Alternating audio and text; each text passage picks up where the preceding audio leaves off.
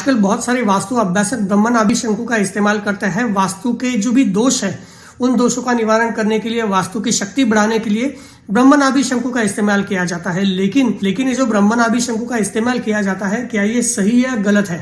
शिव आगमों में जिस प्रकार से शिवलिंग का वर्णन किया गया है, ब्रह्मनाभि शंकु उसी प्रकार से वो शिवलिंग ही है, लेकिन वो लकड़ी के मतलब पेड़ से बने हुए शिवलिंग है। देखिए, शिव आगमों में स्पष्ट उल्लेख प्राप्त होता है कि अगर पेड़ से बने हुए, लकड़ी से बने हुए शिवलिंग अगर बनाने हैं, अगर उनकी आराधना करनी है, तो जो भी व्यक्ति है उसके जन्म नक्षत्र के अनुसार पेड़ का चयन करना चाहिए। वो जन्म नक्षत्र जब भी होगा तभी उस लकड़ी का शिवलिंग बनाना चाहिए और फिर उसका प्रयोग करना चाहिए। जो भी वास्तु अभ्यासक ब्रह्मनाभि शंकु का इस्तेमाल करते हैं उन्हें इन चीजों का ज्ञान नहीं होता।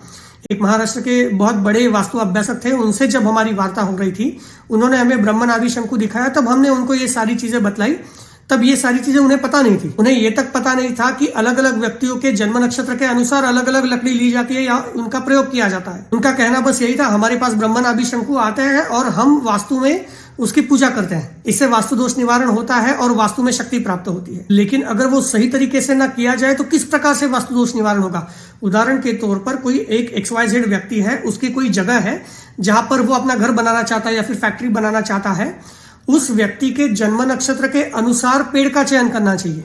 उस व्यक्ति का जन्म नक्षत्र जब होगा तब वो बनाना चाहिए। अगर ऐसा नहीं किया गया तो व्यक्ति को बहुत ज्यादा परेशानी आती है, मृत्यु तुल्य कष्ट होता है। लेकिन आजकल ये देखोगे कि वास्तु जो भी तज्ञ होते हैं उनको इन चीजों का पता नहीं होता। लकड़ी कोई बनाता है, कहाँ से कहीं लेके आता है उनके पास और वो इसकी पूजा करते हैं। तो आपके मेहनत के पैसे से बने हुए जमीन में अगर आप कुछ निर्माण करना चाहते हो और अगर आप गलत चीजों का इस्तेमाल करेंगे तो आपको गलत ही उसका फल प्राप्त होगा।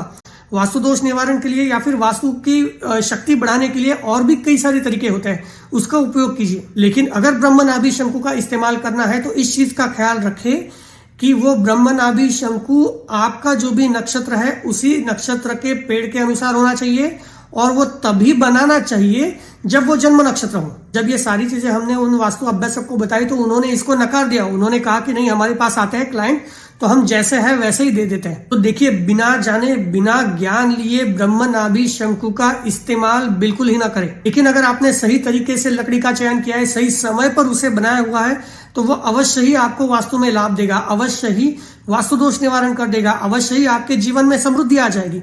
लेकिन ये तभी संभव है जब ये सारी चीजें सही तरीके से की जाए। जो वास्तु विशारद आपको आपके जन्म नक्षत्र के बारे में ही नहीं पूछता तो उसे ये पता होना संभव ही नहीं है कि कौन सी लकड़ी का चयन करना चाहिए, कब बनाना चाहिए। तो गलत तरीके से उसका पूजन अर्चन करके पैसे देकर अपने जीवन में खुद अरिष्ट न लाए।